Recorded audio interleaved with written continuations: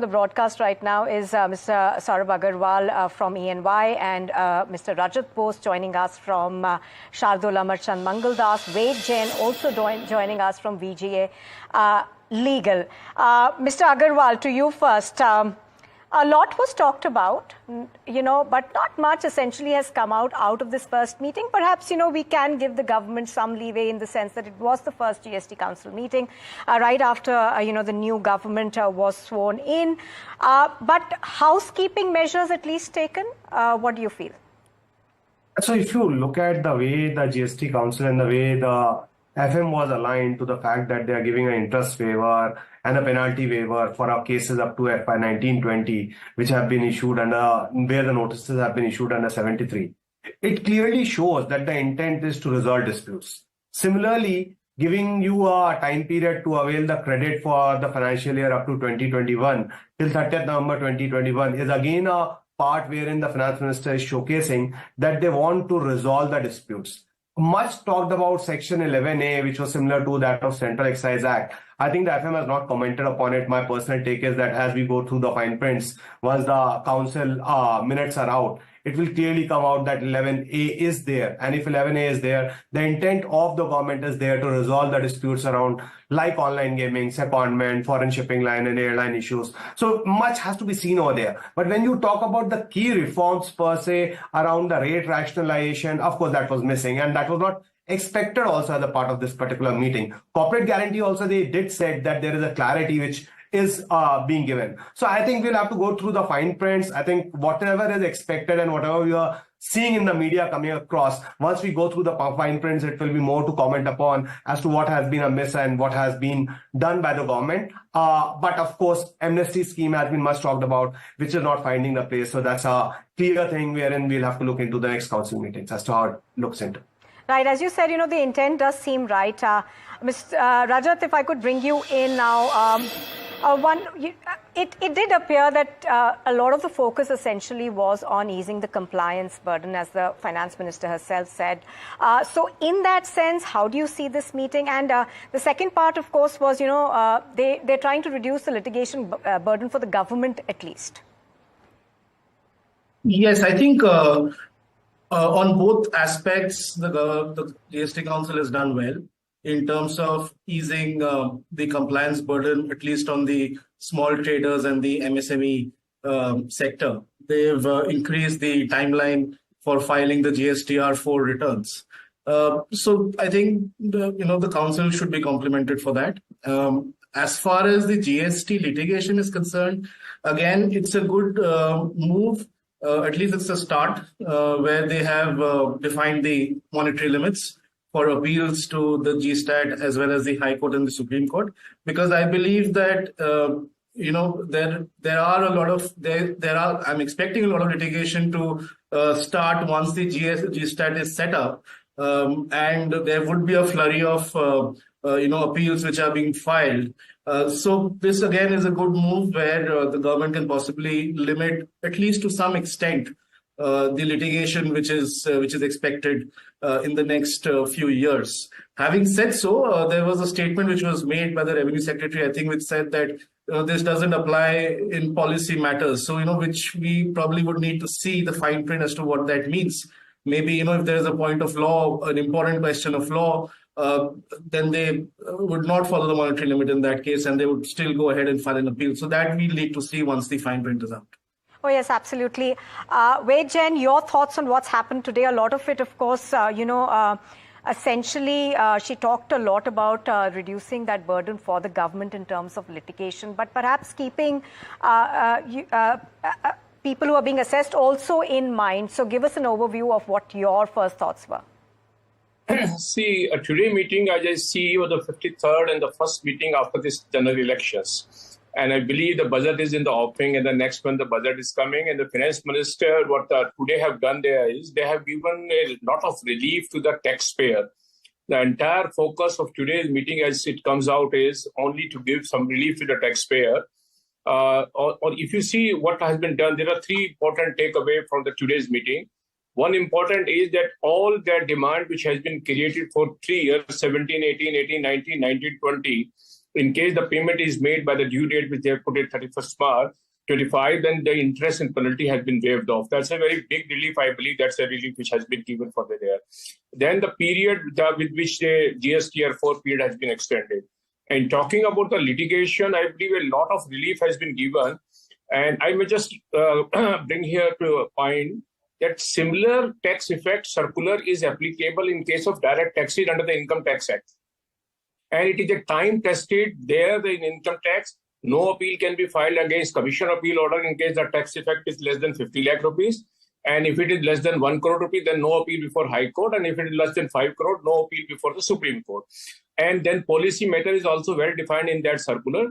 So that is where any legal provision has been challenged and which has been struck down. So that's where the appeal can be filed, because then it can have impact on cases beyond that amount also. So that's why always a caveat is created that yes, in case there is a litigation involving a legal point where the provision has been struck down or a constitutional validity has been challenged, then those provisions will be still subject to appeal because it can affect other cases also. So I believe today, if you look at the overall perspective, the way this meeting, the finance minister has explained the decision which have been taken, they are all to give relief to the taxpayer.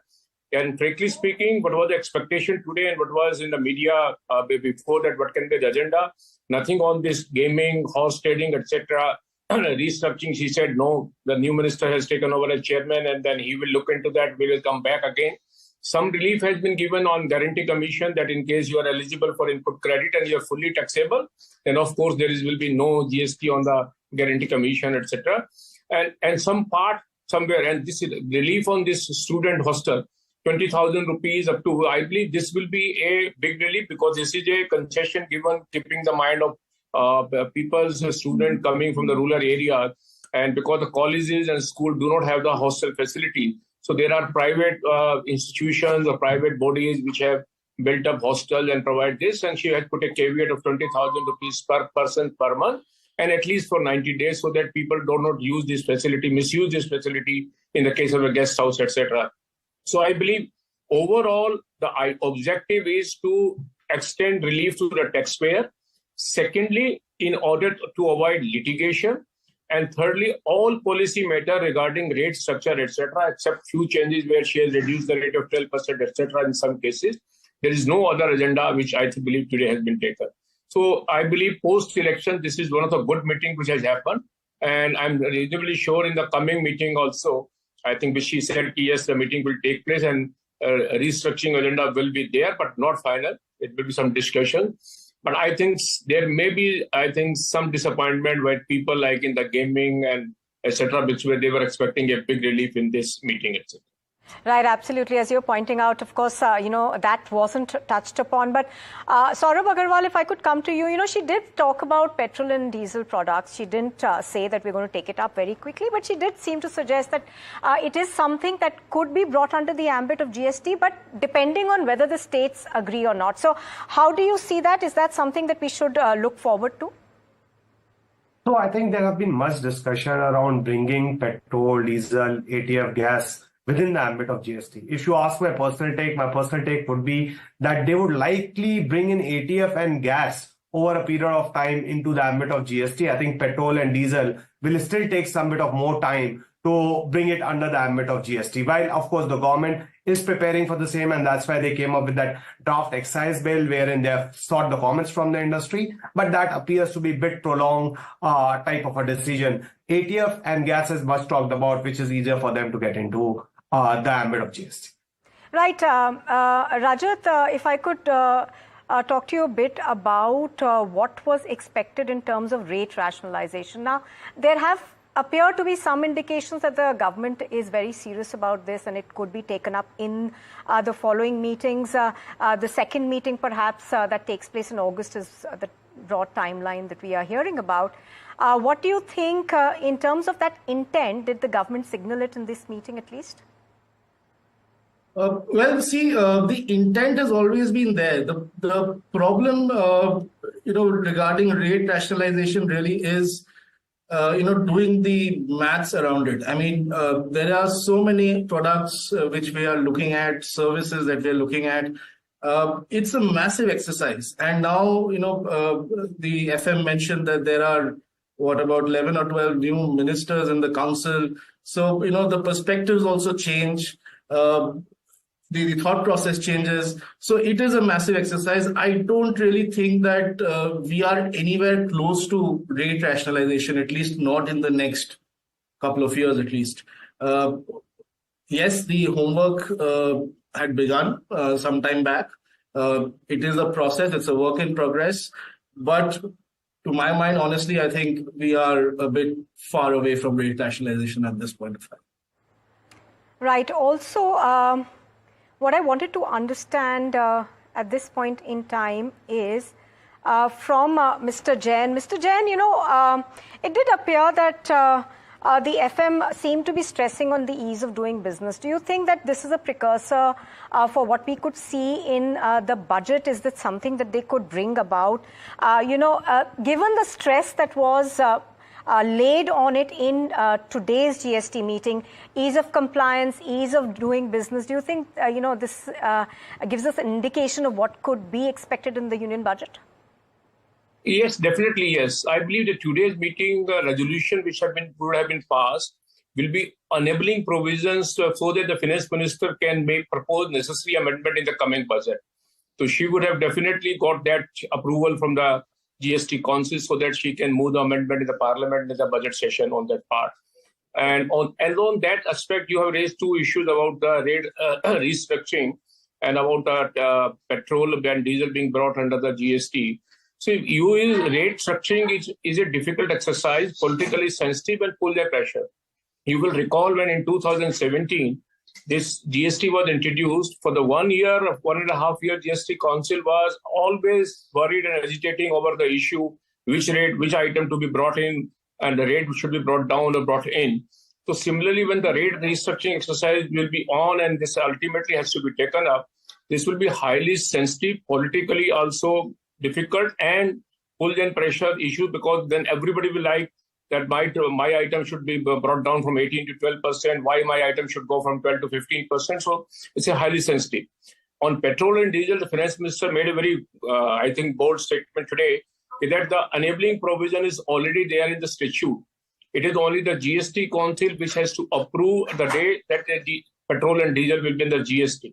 But the biggest challenge is that in today's date, in case GST, petrol and diesel is to be brought under GST, the GST rate has to be more than 100%, which is very difficult for a government to announce that the GST is more than 100% on petrol and diesel. That's why the challenge, I believe, still continues on petrol and diesel. Right. Do stay with us, all of you gentlemen. We've also got a reaction from Kerala's finance minister. Do remember that the first half of today's meeting essentially was about what the states want the finance minister, from the finance minister rather, in the union budget. NDTV Profits Janani, in fact, has spoken to KN Balagopal. And let's see what he wants. We requested for increasing the 3%, now 3% plus 0.5% for power sector. This is the borrowing limit. We requested for increasing at least 0.5%. Some other states also requested the same thing, right, because for more capital investment, more for infusing more fund to the economy. This request is there from different states. So, right. And on the GST Council agenda, anything on ENA or for human consumption on that matter? Yeah, that is there some. Earlier we discussed this matter about this thing. The ENA for human consumption is not coming under GST. Right. Other areas only it comes. So for that clarification, some correction came. And earlier there was a proposal for bringing the ENA for human consumption also inside the GST. That states are not accepting and council also not accepting. Okay. And lastly, just on in terms of the online gaming, a lot of demand notices also went. Anything on the review of your review that is there up to particular date, earlier date. Did it happen today? Yeah, that is accepted. All right. Mr. Agarwal, if I could come to you now, one of the things that was spoken about today was the exemption of GST for railway-related services. How do you read that, and do you perhaps see this as something that could hit revenue? I think 2 points around it. First, around the services pertaining to railway, such as cloak charges, etc. I don't think so that will impact much of the revenues for the government, because I don't think so that there's too much of a revenue coming out of these services. That's point number one. Point number two, which they talked about, wherein there are supplies, intra-state supplies made by railways to themselves. So it is like railway in Maharashtra state supplying to railways in Delhi state, given that it is treated as a taxable supply under the GST. They are saying that they are exempting it, which means that the burden on the consumer should go down, because of the fact that otherwise this would not have been creditable, and the cost would have got passed on to the consumer. And therefore, when the cost is going down, the cost of ticket should also come down to that particular extent.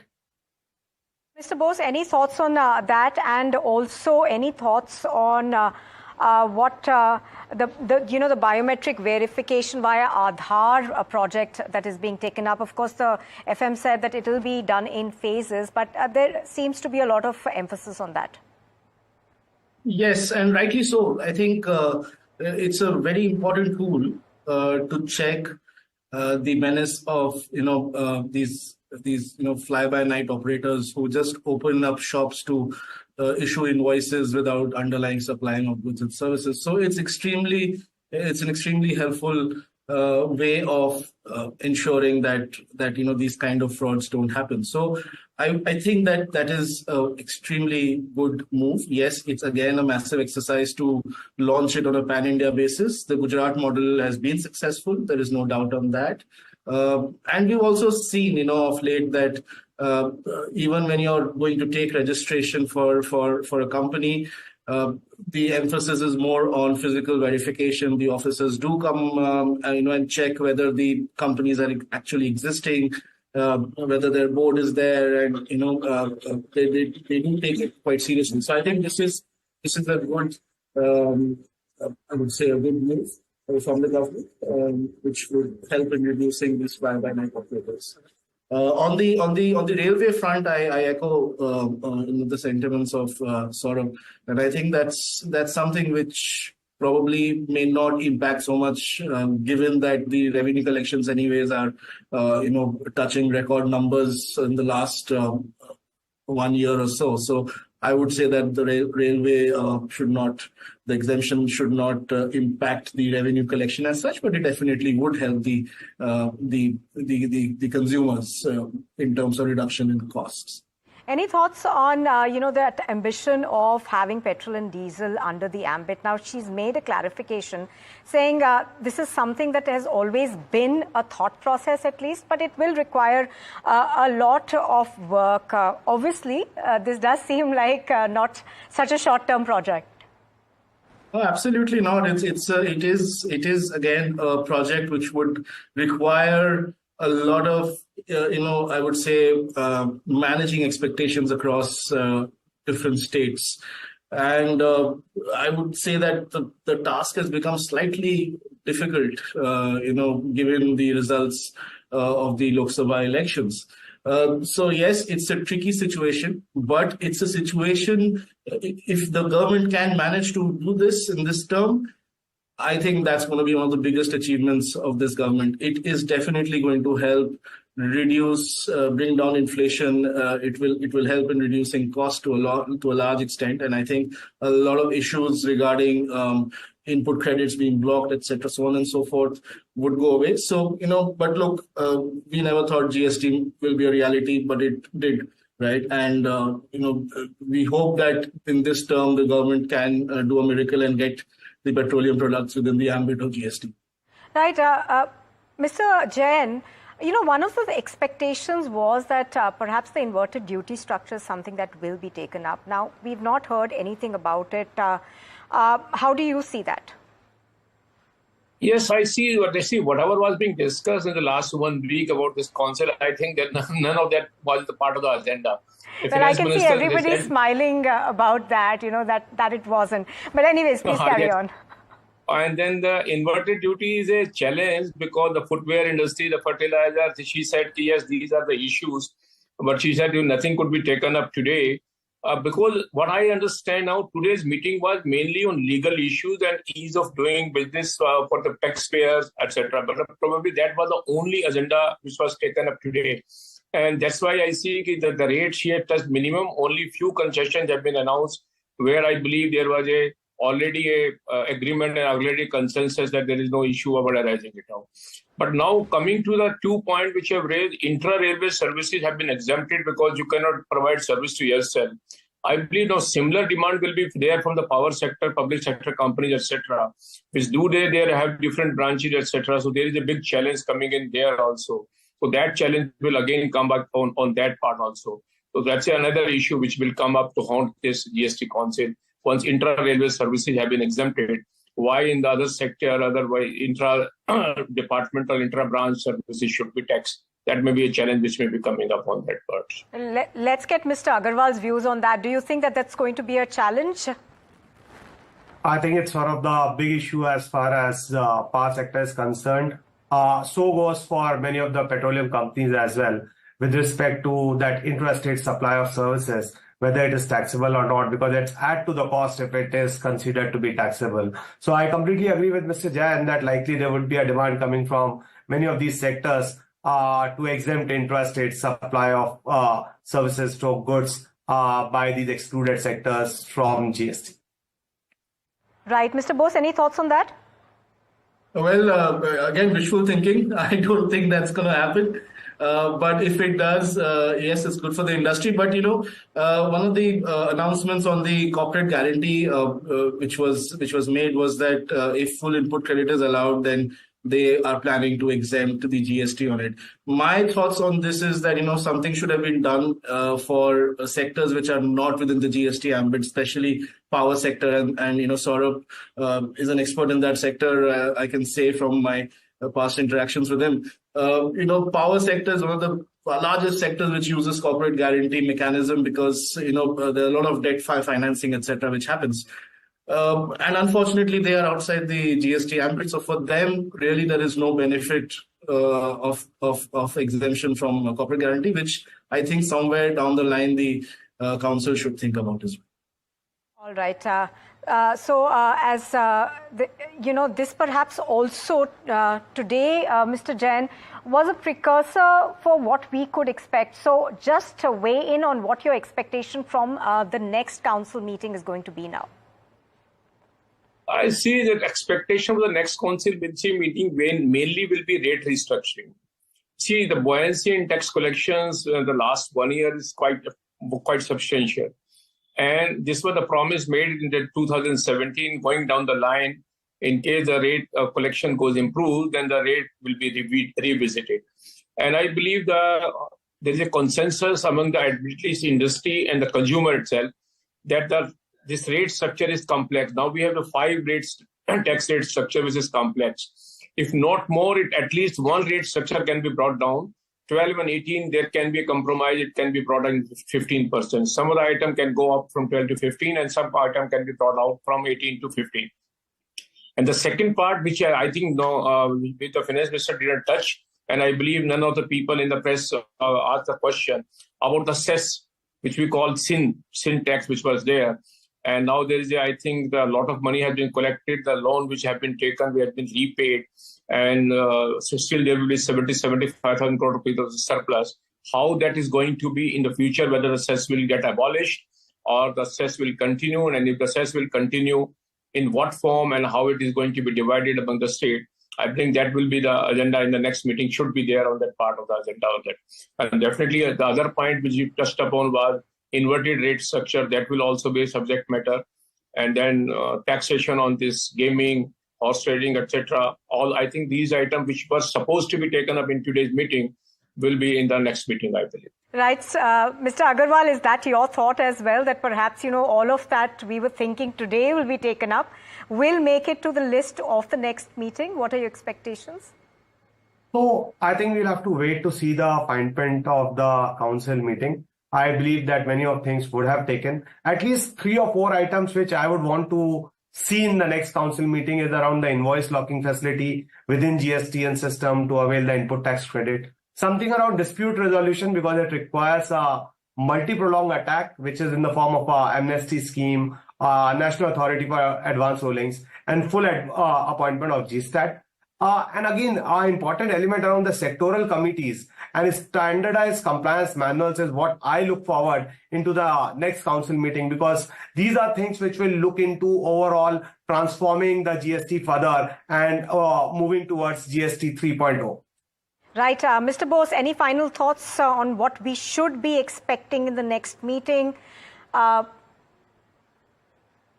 No, I mean, yes, there are these agenda items which were not discussed this time, but we'll also have to wait for the budget to, come up, which is, again, I think the next 10, 12 days, it's going to be there. So I guess we'll have to wait for a bit to see what is the final agenda. But yes, definitely, I think online gaming would be taken up. Since there was a commitment made that they'll review the structure and the evaluation, etc., after 6 months, which is unfortunately not been done till now. So I guess that is one thing definitely that will be there on the agenda in the next GST Council. But others, yes, let's see how the budget goes, and we'll see where we are then. So all our eyes now trained on August. That's when we're expecting that next meeting to take place. All three of you gentlemen, thank you very much for joining us on this special broadcast. Pleasure. Thank you so much. Thank you. All right, let's go across to our correspondents now. Rishabh and Janani are joining us both. Rishabh, first to you. Obviously, there was a lot of expectation from this meeting. Not too many things were taken up, but it does seem to be a good attempt at least, housekeeping perhaps, easing the burden on the taxpayer. What is the sense that you got? That's right. There was a lot of focus on easing taxpayer burden. There was also a lot of issues that matters of urgency that were taken up. We also saw there was waiving of interest and penalties under various sections of the GST Act. So cases that did not involve fraud or suppression or identity suppression, a lot of interest was waived off. So this is all obviously aimed at reducing the sort of interest burden that is there on taxpayers. We also saw that in terms of companies that look to file appeals, there is a reduction in the pre-deposit that is also required. So some sort of ease and some sort of relief there for companies as well. So the Finance Minister and the GST Council both very forward-looking in that sense, in terms of how to sort of ease the burden on taxpayers, be it companies or just individuals. Right, Janani, now you did manage to speak to some of those state finance ministers. They've got a huge list, really. The Andhra Pradesh minister spoke to you, the Kerala minister spoke to you. What is the large sense that you got? That's right, Nupur. We got to know that a lot of the ministers have also put forth their pre-budget requests. Now, in the case of Andhra Pradesh, which, remember, is a key contributor to the NDA government that is currently in power. Now, capital construction, while a special package per se was not the word that was used, but some sort of financial assistance, much like something we've reported earlier this month, would likely be there for the construction of Amaravati. And in fact, they've also sought assistance for state-specific projects. Now, Kerala, on the other hand, has sought a sort of extension of the borrowing ceiling. Now, remember, liquidity stress has been an issue that Kerala has been beleaguered with for quite some time now. The matter has been taken to the Supreme Court. We also know that discussions were happening between the, Finance Secretary's office and the Kerala government. So they have sought an increase of 0.5%, and also for power reforms, they need an extra borrowing ceiling, is what they say. But of course, quickly switching back to today's GST Council meeting, like our previous speaker spoke, all eyes peeled on the August meeting that will happen post-budget. And of course, the finance minister issuing a appeal sort of through the media to the viewers that, all assessees are not being, scrutinized. Only 1.96%, totaling up to about 1,14,000 assessees out of a larger pool are only being assessed. So she wanted to alleviate any sort of feeling that a lot of people are being, questioned and pulled into demand notices. But while we are on this subject, I think both of us would like to share some of the key legal changes that also came about. Now, a maximum pre-deposit for the filing of an appeal before the appellate tribunal has been reduced from 20 crore to 20 crore from 25 crore for both CGST and SGST respectively. And, while we haven't gotten a date of operationalization for the appellate tribunal, that's yet to happen. The Revenue Secretary will have a separate meeting. So this is something we're still waiting. And another interesting thing is now taxpayers can correct a previously filed form through the new form GSTR 1A. And of course, a very interesting announcement is a pilot project that has come to fruition on the biometric Aadhaar-based, registration. Pilots had happened in the leadership of Vivek Jory, who was the former CBIC chairman, and it had happened in Puducherry and Gujarat. And now it has been, agreed to be implemented pan-India. Starting now, the finance minister has said, so it will happen in a phased manner. So what a new GST registrants can expect is a biometric Aadhaar-based verification that will happen, which they expect will actually weed out a lot of the faulty ITC claims that have been happening, which has been quite a big problem for the industry. Rishabh, could you quickly take us through perhaps some of the rate changes? Right. So a bunch of rate changes that we saw. The council recommended a uniform rate of 12% for all milk cans. Now, this is irrespective of whether it's a tin or aluminium or whatever it is. It's irrespective of the material. We also saw 12% on all carton boxes of corrugated paper, non-corrugated paper. This is all aimed at apple growers in Himachal Pradesh and Jammu and Kashmir. The FM said that this has been a long-standing demand of this sort of MSME or SME sector that has emerged. All types of sprinklers, including firewater sprinklers, will be under 12%. Solar cookers also 12%. A very, very important one, railways. Sale of platform tickets, intra-railway services, cloakrooms, waiting rooms are all exempted from GST. And a very, very interesting one was the hostel accommodation one. Hostel accommodation within campuses was already exempted, but that has been now taken ahead, and hostels outside of educational institutions are also exempted now from GST. Absolutely. Rishabh and Janani, of course, several of those moves essentially for the taxpayer coming through, but not a lot in terms of what was expected. Both of you, thank you very much for joining us on the broadcast. Well, with that, that's a wrap on our special broadcast. Thank you very much for joining in, but stay tuned to NDTV Profit for more.